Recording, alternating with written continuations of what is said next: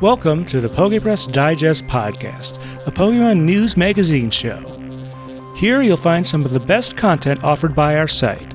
For more, visit us at pokepress.blogspot.com. This episode has two segments.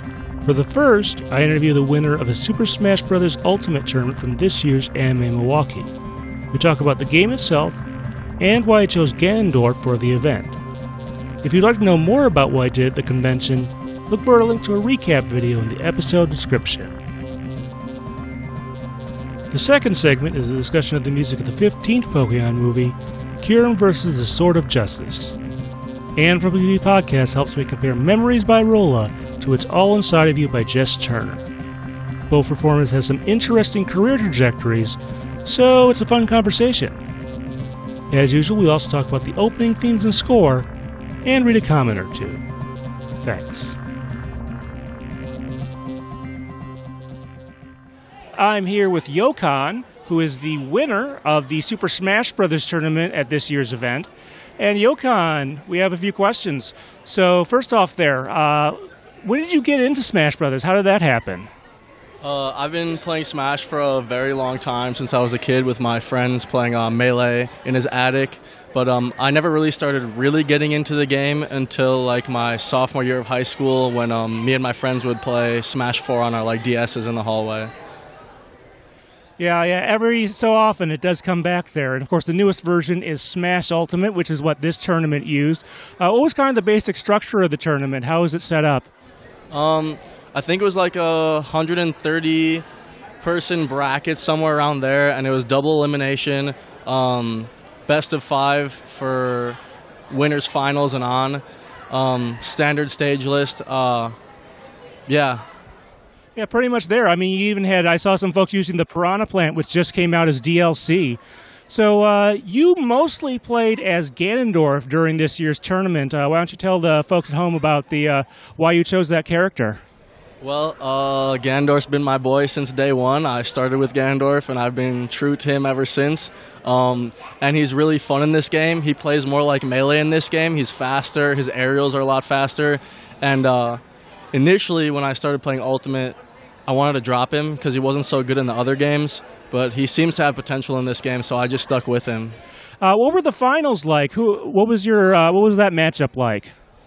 The finals were interesting. Finals and semifinals, I had to play, and grand finals, I had to play all Pokemon trainers. I don't know why, they're pretty prevalent. I guess Pokemon trainers pretty popular here. And that matchup is interesting because it's like playing 3 different characters at once, but regardless of the different characters, the person itself normally has a similar playstyle. So it doesn't matter if you can switch between like different Pokemon, because you can still read similar habits. And so that's how I won, is I just studied my opponent, got the advantage, won game 1, kind of put him on tilt, and took it from there. Very interesting matchup there. I guess you got some good practice there. In addition to the folks there, I also saw actually there was some like Pichu being played by a few folks out there. I think I saw some Greninja, maybe even an Incineroar or two. Very well represented in this game. All right. Well, what else are you doing at this year's convention? What are you doing at Anime Milwaukee 2019? I'm turning up, going to a lot of panels. Gonna go to the rave tonight, hanging out with my friends, and eating food. Yeah, there's some great food down here in downtown Milwaukee where this convention is. All right. Well, thank you very much. This has been Stephen Reich from Anime Milwaukee 2019.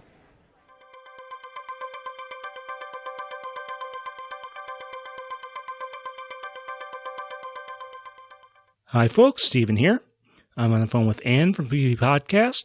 And as you've probably guessed, this is the next in our series of discussions of the end themes of the Pokemon movies. This time we're up to movie 15, Kyurem vs. the Sword of Justice, or the Keldeo movie, as it is also known. And the matchup here on the Japanese side, we have Rola with Memories, and on the English side, we have It's All Inside of You by Jess Turner. Before we start the actual musical portion of the discussion, we'll do a quick little summary of the movies. So the basic plot of the Keldeo movie is that Keldeo is this horse-like Pokemon that is trained to be part of the Swords of Justice with the other swordsman Pokemon from the 5th generation. And while it's training, it really wants to battle Kyurem, which is this ice dragon Pokemon. And the other 3 really don't think it's up to it, but Keldeo goes in there, does it anyway. And in the process, it sort of runs away from that fight. The other swordsman Pokemon get frozen. And then Keldeo crosses path with Ash, Silent, and Iris. And the movie sort of proceeds from there, and we'll be talking about that. So as far as how we experience this, I experienced this, pretty sure I saw it on Cartoon Network first, although I did have the score ahead of time because I got that from Japan. And watched the English version, and that's pretty much how I experienced it. And what's sort of your experience with this movie?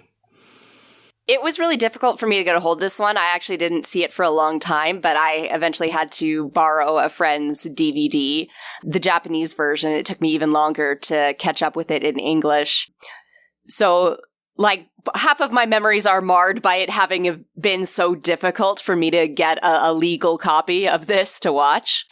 And I was watching it on a laptop, kind of, so like not the best viewing experience. And I sometimes wonder if that's tainted my appreciation for this movie a little bit. It's not one of my favorites. Well, more on the movie overall later. I actually had sort of the opposite experience because I actually have the Australian Blu-ray that I imported, and that just works just fine on most North American players. So I sort of saw it in the opposite quality setting, I guess you could say. But we're here to talk about the music for these movies and the ending themes. So we divide this up into 3 phases. We sort of do a background on each side, and then we sort of talk about the songs themselves, and then we do a compare and contrast. Each of these phases usually starts on the Japanese side. And who exactly is this Rola person, and how'd she get into music? Well, first of all, that's only her business name. She was born Sato Eri, Sato being the family name, Eri being her first name, and Rola eventually became her stage name. She's got a very interesting history, very multicultural background. Her father is from Bangladesh, and Rola lived there until she was 9. Her mother is Japanese and Russian, and after her parents' divorce, she was raised by her Chinese stepmother, and presumably her half-siblings are of Chinese descent as well, so she has a very international household. Growing up, she attended an American international school, and all of that implies to me that she can speak English or a foreign language, or is at least very familiar with them, but I haven't found confirmation that she does speak English or Bengali or Chinese at all. So there's some mystery there. But it's really interesting that, like, she has all this history, but she's often described as being like this airheaded, typical, modern, shallow Japanese materialistic girl, like a Kogyaru kind of type, and is very much loved and mocked for that, ditzy personality. And it could be affected because, like, it's a television persona, but it seems to be almost in contrast to this, I've lived around the world, multicultural background. I've seen all types of people, but she's an interesting person. Her job, she's a model idol, and it's really classified as talento, which means she's a TV personality. A longtime regular on a show called Warate Itomo, and that may not mean anything to anybody but me, but it's a very famous variety TV show in Japan. But most of her work comes from commercials and advertising, so it's actually kind of an anomaly that she is doing the single for this movie, because she doesn't really have much of a music career. In fact, Memories was her debut, and one of her only songs, like, is definitely her most famous, I think.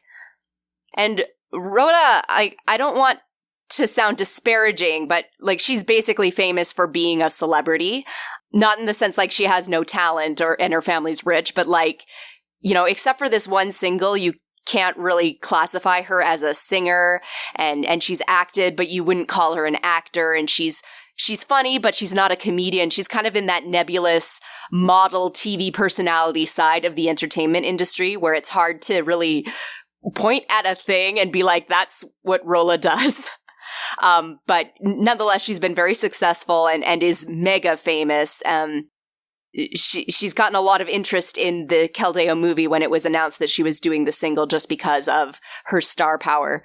And I guess to kind of liken it to a Western comparison, she's kind of viewed, I think, in the same way we would view a star like Kesha or Miley Cyrus, in that, like, she's had a rise and then a sort of fall, and they're really famous, but there's a lot of scandal and, like, ties to maybe possible criminal activity, and half the time they're victims of the system that made them. It's hard to explain her career without getting into the history of the entertainment industry in Japan after World War II and how some of the talent agencies are run like or possibly by members of the Yakuza and like gang warfare type things.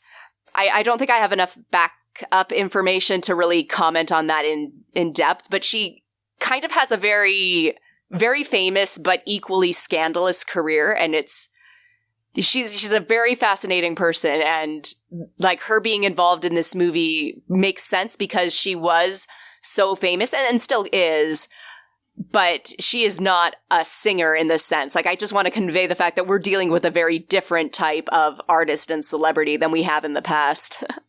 Any luck figuring out how this song arrived at this movie? I think it's definitely, as many of the movies in the past have been, like, they contracted out, like, probably contacted Universal Music Group Japan. Like, I don't know if they even necessarily recruited her directly. They may have, but it sounds almost even more likely that they contacted Universal looking for a new talent to do the theme song for their movie and thus kind of get the advertising out that way. What about the writing side? I had looked up some details on this, and I saw some somewhat interesting names. You want to go into that?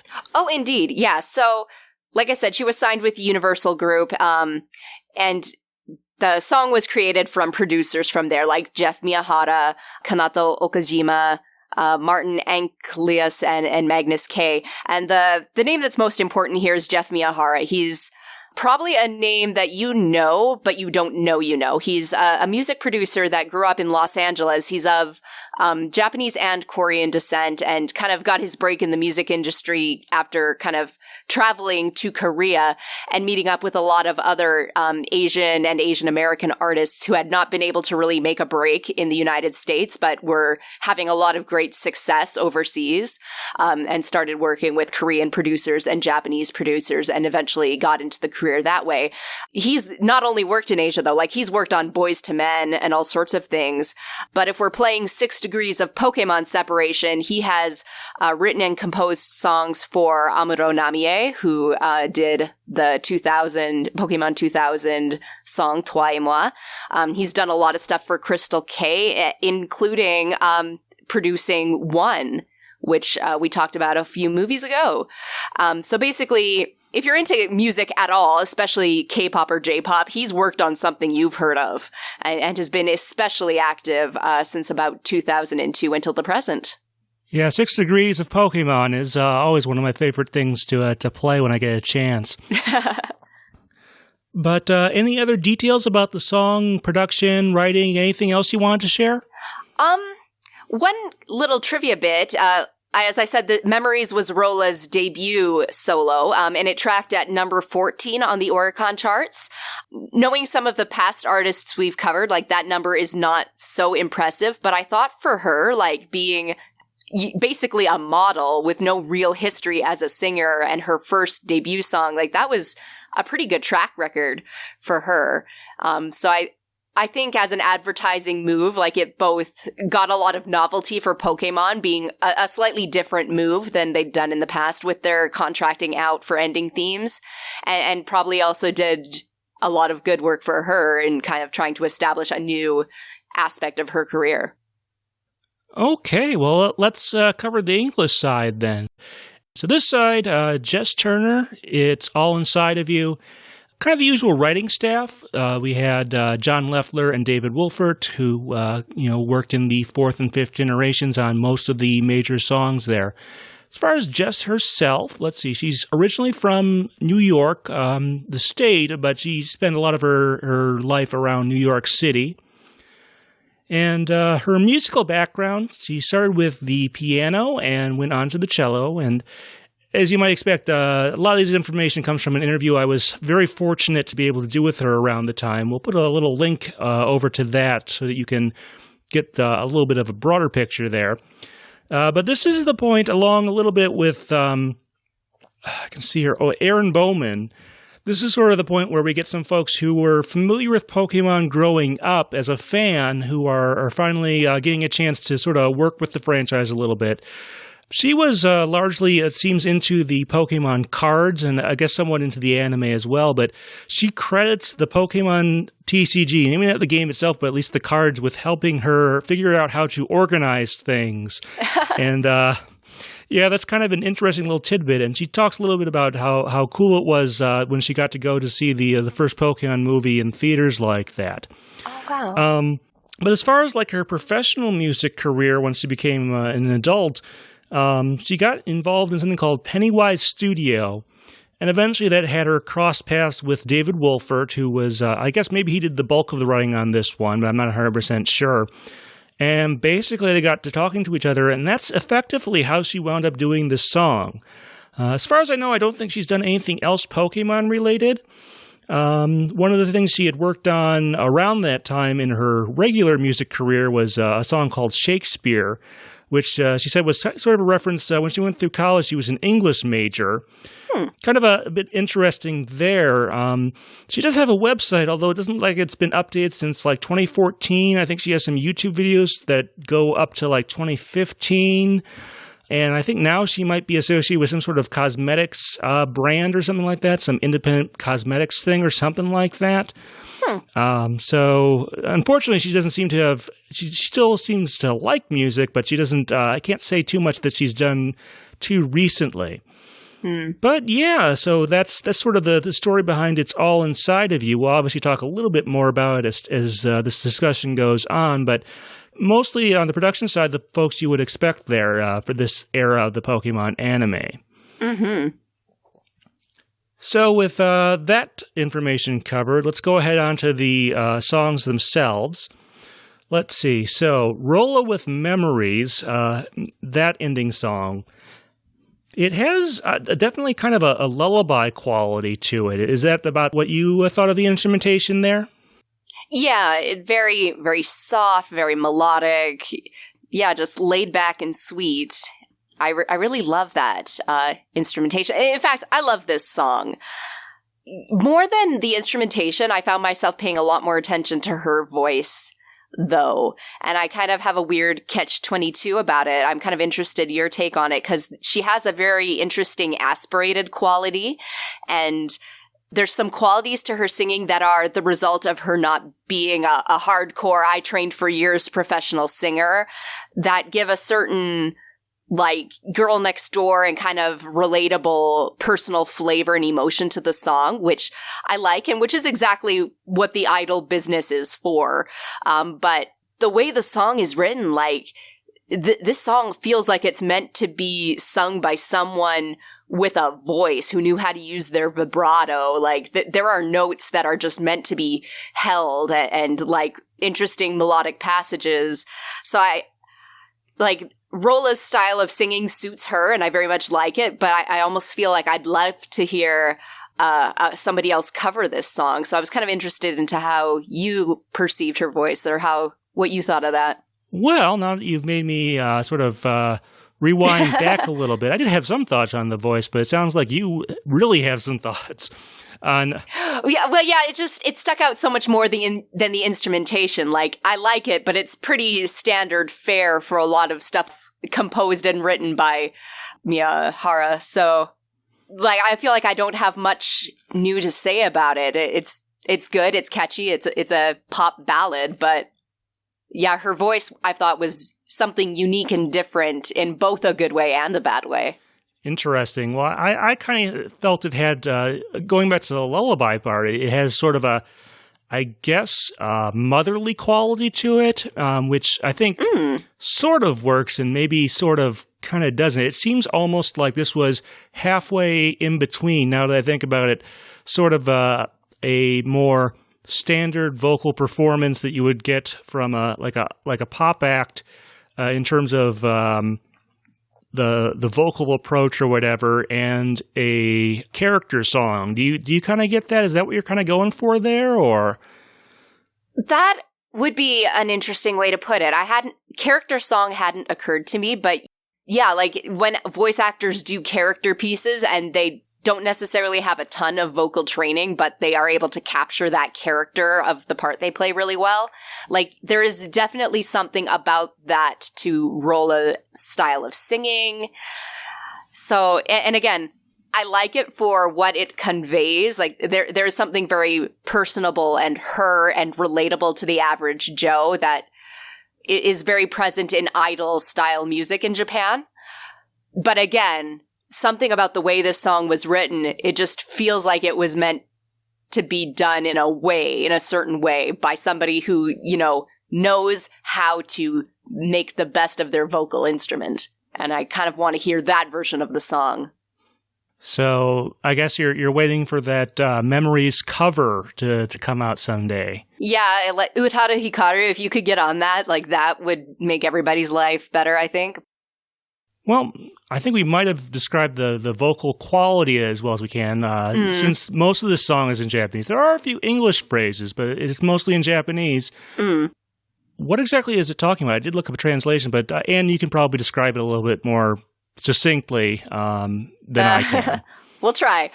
There's a lot of ideas about standing together, being taught or mentoring somebody, taking what they've learned and trying to like stand tall on your own.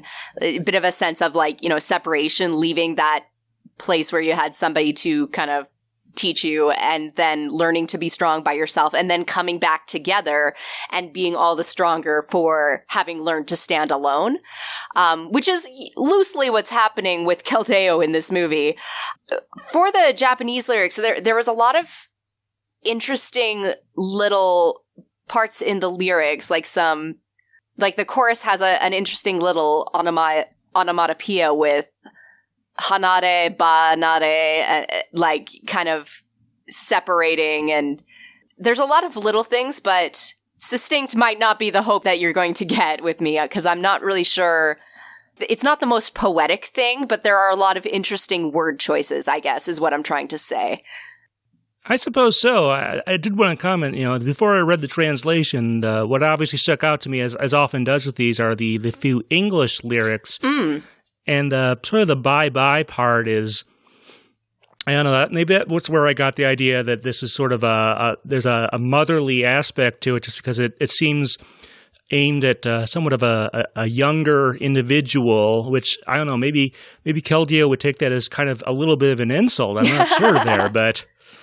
Yeah, there's a little bit of confusion, because there's times when it sounds like the person singing is the one who is, say, the child, and who has to go off and take the lessons with and learn to stand alone. And other times where it feels like they were the mentor. So I'm not sure if that's meant to like maybe encompass all of the swords of justice in a sense, or convey maybe a friendship where they both give and take, kind of. Like they're both teaching each other.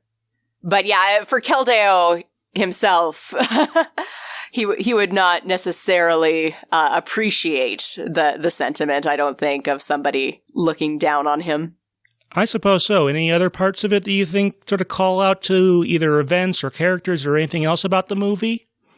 I mean, there's a lot of stuff about like things swinging in the breeze, and there's also a lot of shots in this movie about like the swords of justice standing dramatically while wind blows by them and people are having very poignant thoughts. And I think it's even the shot the movie closes on.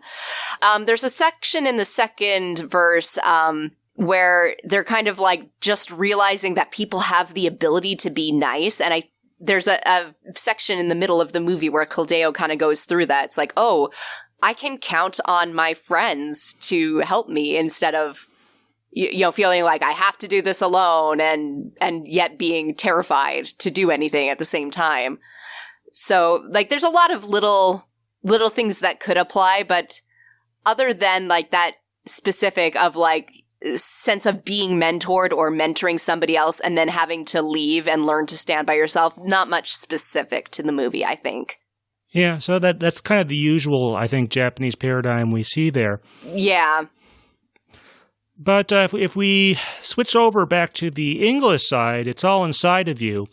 Not a completely dissimilar instrumentation, but yeah. I wouldn't really call it a lullaby so much as sort of a ballad.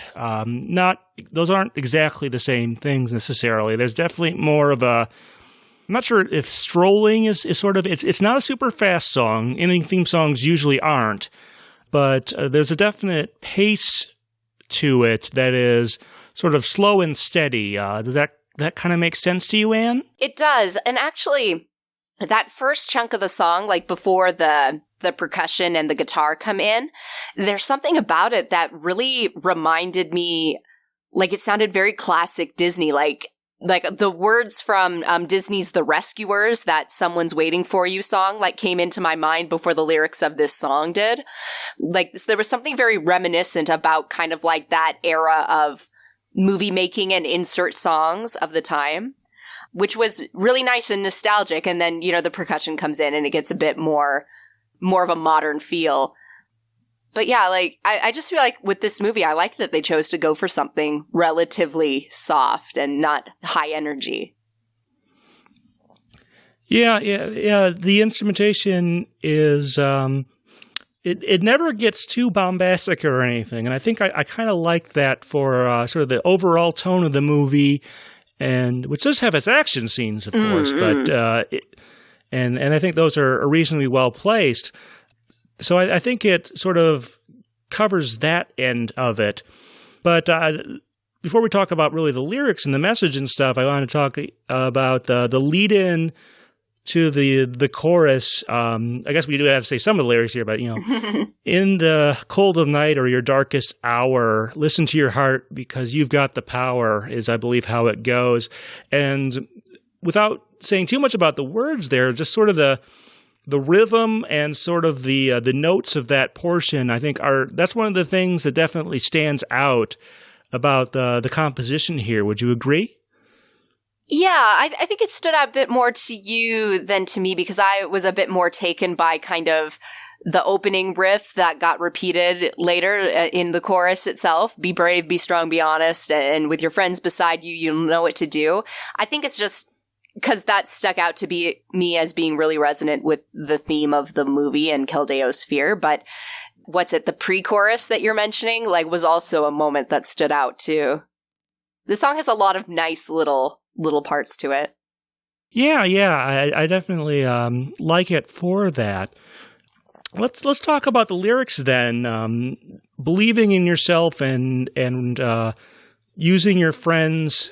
Well, using your friends isn't really the right way to put it. It's being able to rely on your friends and the sort of the advice they've given you is sort of the overall thing here. It seems like, but it sort of says.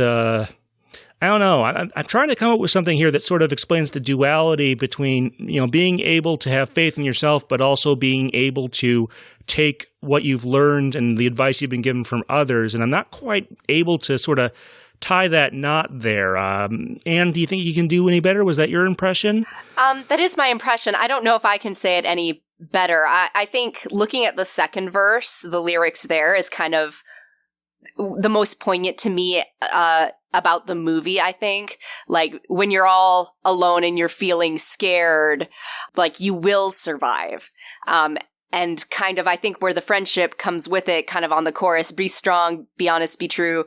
And with your friends beside you, you'll know what to do. That idea that your strength has to come from you, but it's your friends giving you support that allows you to be your best individual self. In a way, it's kind of similar to the power of one and the power of us and those messages of, like, one person can make all the difference, but every one person united together creates something unbreakable. So, like, I feel like this song is kind of working with both of those sympathies, like, rely on your friends, support each other, and through that support, find your own strength and your own voice, or something like that. Yeah. Like I said, that's always kind of a running trend throughout it, in that there are, each character of, I guess, significance in the Pokemon franchise has their moment where they have to sort of stand up for themselves and stuff like that. Mm-hmm. But it's only through sort of our interaction with other folks and them believing in us that we sort of learn to believe in ourselves, I guess. Like I said, it's always something that the Pokemon music has always had to sort of deal with that duality, and this is another song that definitely goes into that area. Mm-hmm, mm-hmm.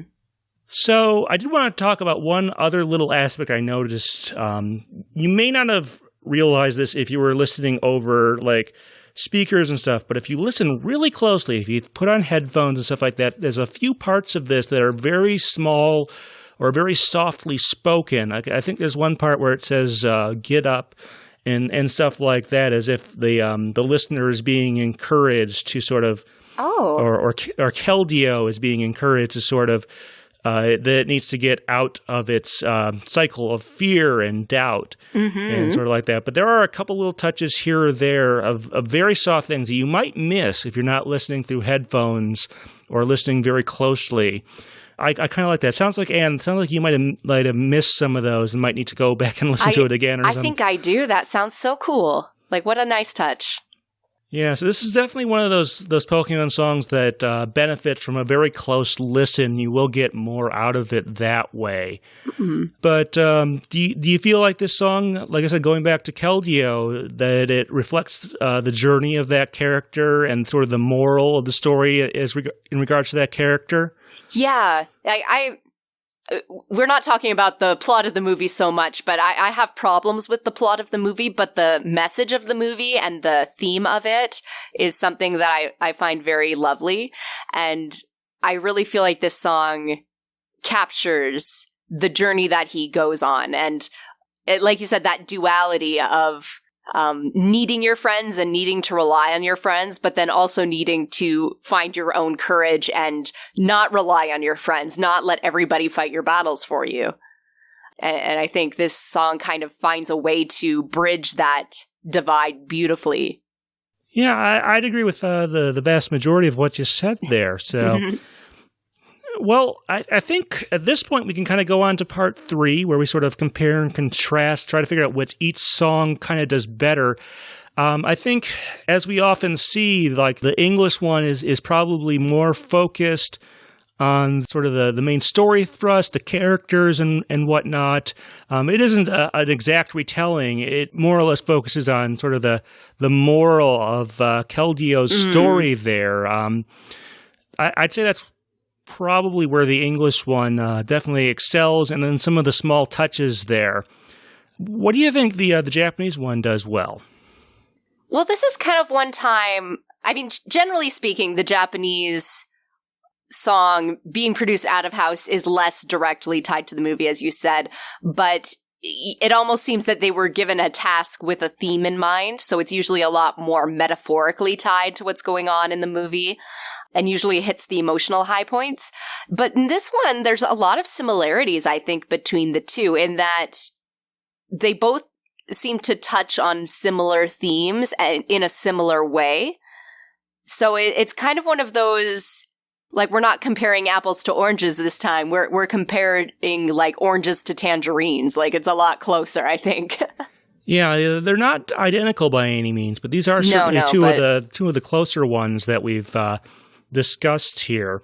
Yeah, and they're both a bit softer and, both sung by female singers in a kind of very caring way. And yeah, like, again, both touching on similar ideas. So it's one of those closer to call, I think. Yeah, they both, I think, are headed in a similar direction. And do you have a preference for one or the other, or? If I had to choose, and I do because I'm on this show, I would go with It's All Inside of You. I think it's just a bit more, well, it's a bit less vague, I think. And it feels like a little bit more deliberate in trying to get across that moral. Memories is very emotional, and it definitely brings up a tone that is the same that I get from It's All Inside of You. But I think just having that very direct lyrical connection and ways that we can obviously see that it kind of mimics what Keldeo is experiencing and possibly other characters in the movie. Like, I just feel that gives it that little bit of edge in a discussion about whether this is the best theme song for the ending of a movie. Yeah, my thoughts are kind of along the same lines, even though my background is somewhat different. Technically speaking, yes, Anne, we can have ties here if you think it really is a tie. But I actually do think there's enough separation in this, pardon the term, horse race, for me to say that I prefer It's All Inside of You. Even if my Japanese skills were better, I think that would still be my judgment there. I think, well, it may not be one of the all-time greats in that sort of first tier that I have in my mind. It does well enough, and I think it's not super obvious or pandering or anything like that, to me at least. But I think it does sort of express very well the sort of moral and thrust of the movie, and I think it does it better than Memories does. Yeah, I agree. Like, Memories, not a horrible song, certainly at least a decent one, and I do like the instrumentation a fair bit there. But yeah. I do have to give Jess Turner and It's All Inside of You sort of the win here, if only by a few lengths. Yeah, and I love It's All Inside of You almost because we also have Memories. Like, this is one where I definitely wouldn't want to pick one or over the other because there are, like I said, hard to explain, but like just little word choices and just little things she does with her voice that give an extra depth to Memories. But because they are, again, so similar in a way about it makes me appreciate It's All Inside of You just a little more. It's hard to explain, but I definitely feel like these two go as a pair. I wouldn't want to cut one out of my life. Or I guess out of the movie. I feel like I appreciate the movie better because I have listened to both of these two, but, one comes first in the credits sequence. I suppose so. So you got value out of both of those, and I'd agree with you on that one. Yeah, that's always kind of the goal of this series, is that even if one song we might prefer on a playlist or think does better for the movie, we still can find value in both of those. So, like I said, neither bad. I do have a slight preference for one of them, and it sounds like you're on kind of the same wavelength there. Yeah, slight preference, but both are very delightful songs. All right. Well, there's a bunch of other music to talk about with this one. Both versions of the movies have their countries or their languages opening theme song there. On the Japanese side, we have Be an Arrow, which is another one of the Best Wishes Japanese openings that I'm not as super familiar with. I had thought going into this that it was an alternate version of Best Wishes, but I guess it is actually Be an Arrow is the opening for this one on Japan, which I'm sure I would recognize if I heard it. So kind of that maybe that Gen 5 Japanese amnesia or something like that I have, but. Well, I feel like we're completely mirrored in that way because I have the same feelings about Rival Destinies. Like, if I heard it, I would recognize it, but it's like I was less tuned in to a lot of the English opening themes at this time, so it's kind of living in that state of like, oh, I thought that maybe was a different title or something. Well, I very much like the version of Rival Destinies here. In both cases, of course, the opening sequence is on a train with the three main characters of Black and White, Ash, Iris, and Silent. And, their Pokemon who are kind of getting into a bit of mischief or arguments or whatever while they're on the train and the song plays. So perhaps other than its setting, maybe not the most memorable opening sequence in a Pokemon movie, but I think it serves its purpose. What about the songs themselves? Any particular comments there? I love Be an Arrow. And while only one version of the song makes an appearance here, like this is the one, Yajirushi ni Nate, where it had two versions. There was the bright, happy, peppy version that was used during the Best Wishes series. But when season 2 came around in the episode N arc, they gave us a remixed version that was a lot darker and just a lot heavier, both in its imagery and its instrumentation and such.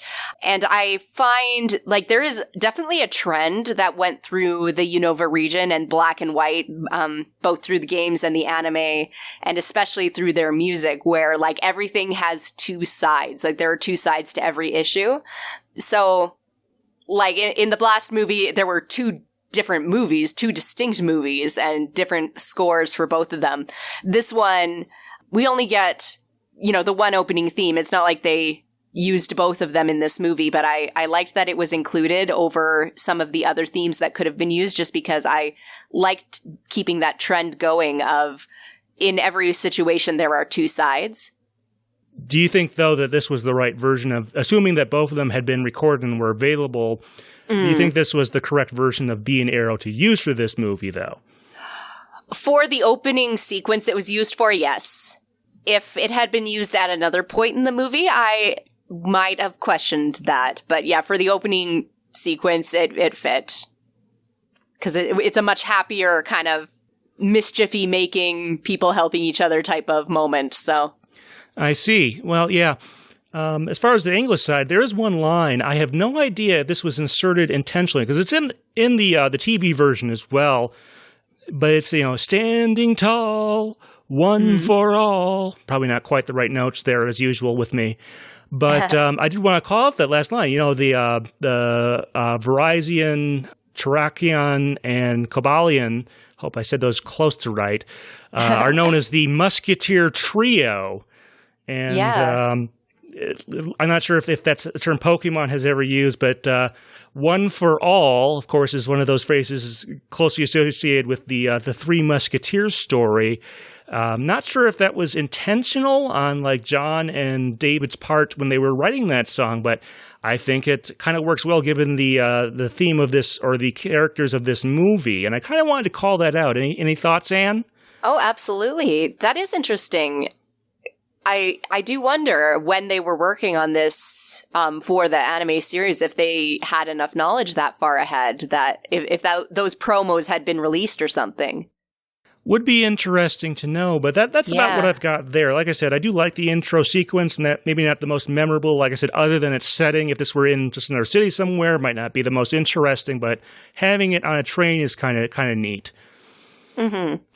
Well, let's talk about the score then. That's sort of the other major piece of music we have to talk about here. So, as you may recall from our discussion of the Victini movies, they had some guest composers in on those, a different one for each side of that film, effectively.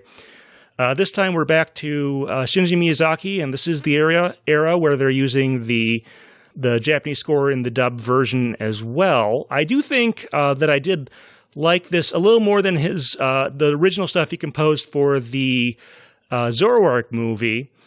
Maybe having a movie off gave him some time to come up with some things. I guess I should couch this. I don't know about Anne, but I'm definitely in the camp that Shinji Miyazaki's score work for the movies is kind of, it doesn't go off a cliff. It isn't ear-piercing or anything, but it's less memorable after, Movie 10 and Erasion and stuff like that.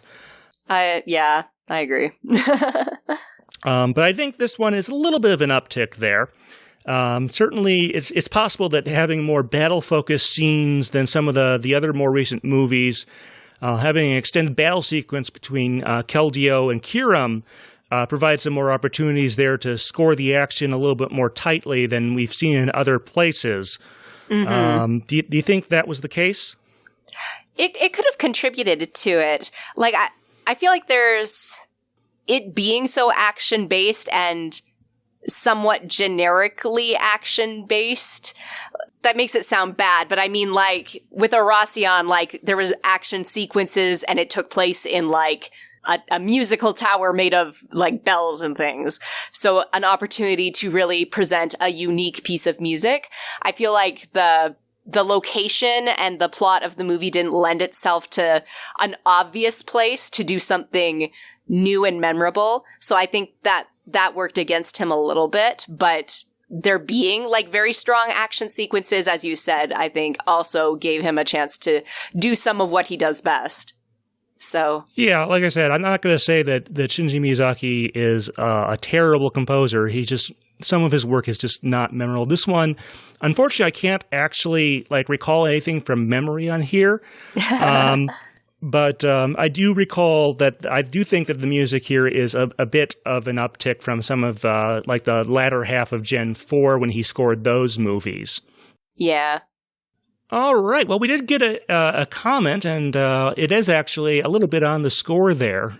So we got one of our regular contributors, Ryu Taylor the Ferret. He says that I prefer the English one, the ending theme. The music is that it's really bittersweet, and let's see. And he sort of refers to this as the last, in his opinion, good Shinji Miyazaki Pokemon movie score. He has some harsher criticisms for some of the later stuff he's done, like the I Choose You score he is not a particular fan of on the Japanese side.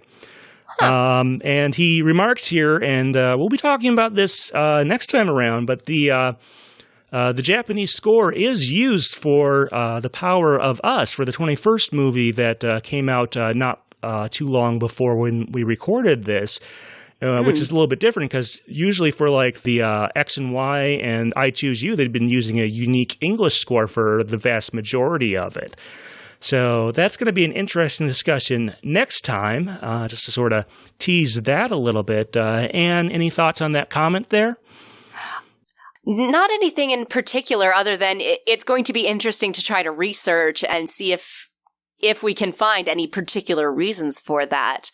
But I definitely agree that Power of Us has a superior score to I Choose You, although I wasn't nearly as critical, but...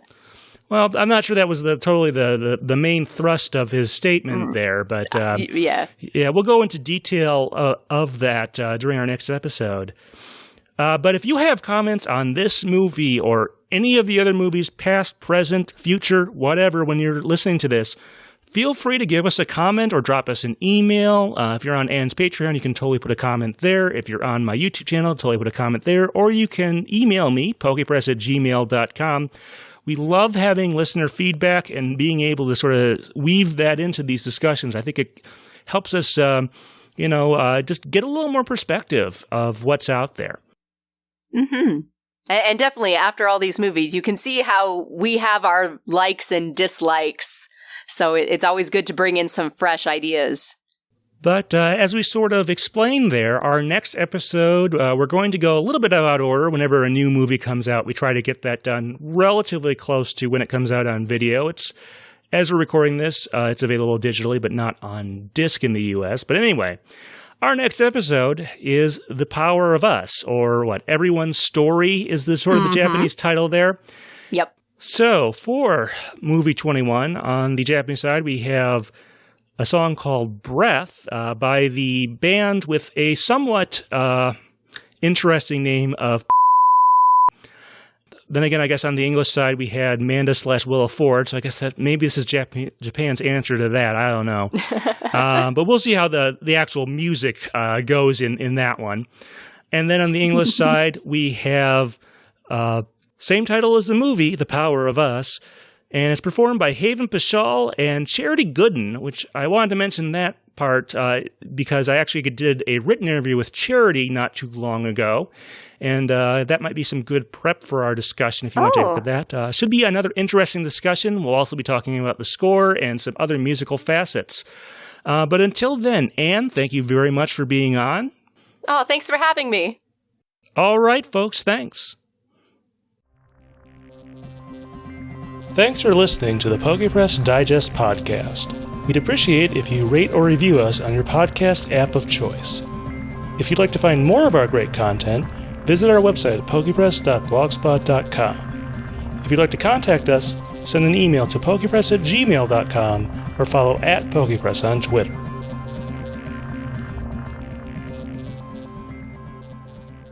Okay, bonus segment time. So I guess the first thing we want to talk about in this bonus segment, there is a short associated with this movie. If you buy the score to the movie, you'll notice that there are a number of songs there that are from a short featuring the Pokemon Meloetta. In particular, I believe there's this song by this Japanese girl group that is associated with this. Anne, what do you want to say about that? Yeah, Momoiro Clover's that. Like, first of all, they're a fun girl group. Their style is called Dempa, and it is kind of, when you think of really weird idol music and like highly electronic and like music that almost seems to not quite be in the same key, like it clashes in a funky way, that's usually Dempa. So it's kind of an acquired taste, but yeah, they are definitely pop Dempa, and they're beloved for their energy and amazing physical jumping skills. But yeah, Mite Mite Kochichi, it's not only a song used in the Meloetta short, it was the ending theme for a lot of the Best Wishes series. And it's got some very iconic dance moves. And when the Victini movie released, it actually was released with a big diagram so you could learn how to do the dance along with Meloetta and the Momoiro Clover girls. And then I saw, like, I've never seen the entire short, but I did see some promo stuff, like a commercial or something from Japan when this movie aired, the Keldeo movie. And like the short aired, and all the little kids in the theater who had been learning this song and practicing this song kind of got out of their seats and got to do the dance with Meloetta, and this, theater full of little children kind of dancing along to all of the instructions in the song. So it was kind of a fun little moment, I think, in Pokemon fandom. Yeah, the song, I will agree with you on acquired taste. I think I don't absolutely hate it, but I have to say I think I may have left it on the station a little longer than was warranted back in the day. Yeah, Dempa is a deep dark hole. So, if Momoiro Clover Z is like your only intro to it, you're probably okay. Yeah, as far as the short itself, now unfortunately the shorts with like black and white and X and Y, I think those have only in English been made available via like the Pokemon TV app and stuff like that, and they're intermittent and stuff like that, so you don't always have access. So I seem to remember this being some sort of like search party type of short where they were looking for something, but beyond that, the plot, as I understand it, from like the bits I've seen, like Meloetta was about to perform a recital, and then they like lost something. Like there was some mischief going on, and like they lost something necessary for the festival, so then they all had to like go look for it and get the stuff back.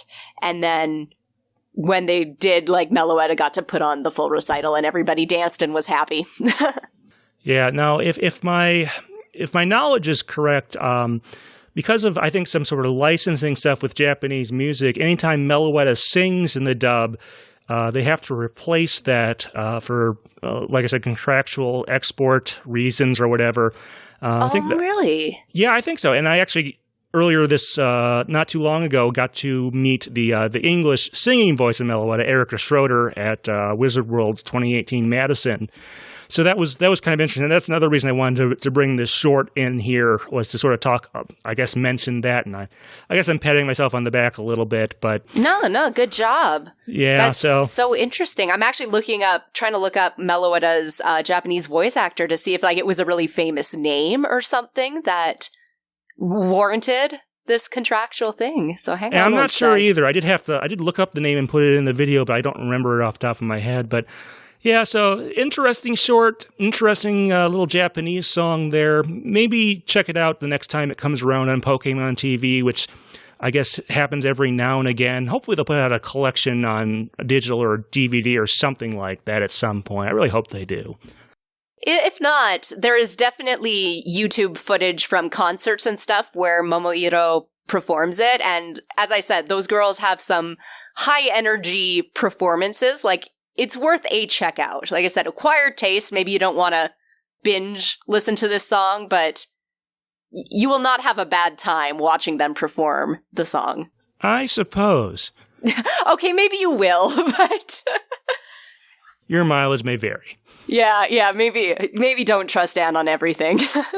All right, so I guess the other thing we want to talk about here is the movie itself, and I won't claim this is one of the greatest Pokemon movies ever, but it sounds like, Anne, you have a lower opinion of this movie than I do. You want to go into that? Yeah, I feel like there's a wonderful idea about this movie that I feel was better expressed in the songs than anything that actually happened in the movie. Like, I just feel the pacing was very strange.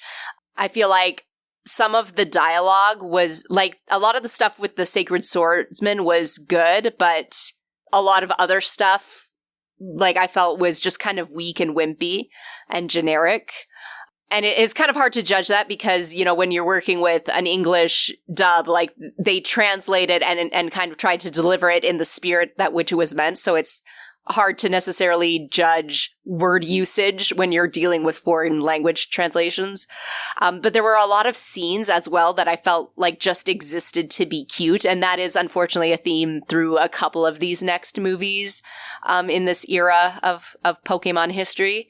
And then there was, like, Ash's usage through the movie that, like, by the end, he almost was just, like, resigned to his hero role. It was very strange. Like, so I have some structural complaints about the movie, but I very much like the idea that it was trying to get across. Yeah.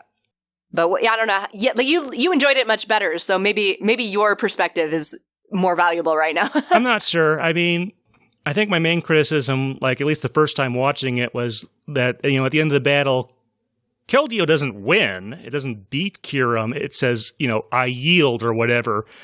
And, well, gee, could we have, not that this movie was the most awful thing I've ever seen or anything, but I guess could the movie have been shorter that way?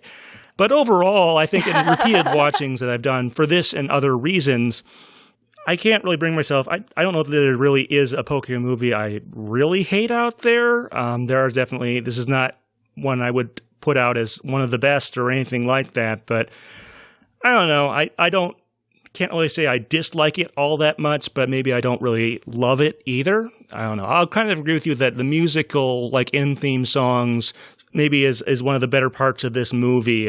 So I guess that's where I stand on it. Not awful, but not definitely one of the best of all time Pokemon movies out of the 20-something so far. Yeah, definitely not the most awful thing. Again, it gets across some very beautiful sentiments.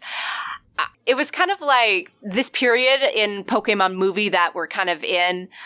I feel like the sort of A-team, B-team, where they're getting these movies out every single year is kind of where it starts to not be as successful as maybe it was in past years. Because I feel like, I don't know, some of the work is substandard. Like, I feel like a second pass on this script or another year to develop it a little more could have made this movie amazing. Like, I feel it was so close to being great, but the failings of it just kind of sink it down to the bottom. It's hard to explain, but... Oh, I don't doubt that there could be with some finessing and a little more time in the oven, this could have been one of the really great movies. I think it has some good characters in there, but... Yeah. We kind of got what we got. And maybe that sort of pattern you're talking about, maybe that's eventually what led them to do the reboot continuity. That could be, yeah, just the chance to try something different. Yeah, I totally need to sometime one of these days. I need to get together with some sort of like Trek vlogger and compare this Pokemon movie reboot series to the Kelvin timeline, but that's for another day. Yeah. Going back to Meloetta, I looked up that voice actress and my goodness, I think I figured out why there's a rights issue if you're interested. Oh, sure, go ahead. Okay, so this is Megumi Nakajima voicing Meloetta, her voice is the voice bank of the Vocaloid Gumi. So her voice is under very specific contract. And her Vocaloid software, like, you know, people can use that to create many songs in a voice based off of how she sounds. So I can see where licensing her out as a Pokemon could be a very, like, full of legal issues. Yeah, maybe not worth the effort for every territory they need to get this movie or the series episodes that she's in out. Right. Like, I can only imagine the legal headache